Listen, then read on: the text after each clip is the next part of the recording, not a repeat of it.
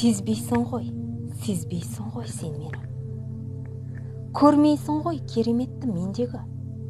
Түсінсеңші сарсан болған пендені. Түсінсеңші ақыл ойым кембеді. Неге бұлай, неге жүрмін көңілсіз? Жаным менің жылап жатыр тек үнсіз. Қалам ба деп қайғырмаймын көмусіз. Кетем бе деп қапаланам өмірсіз.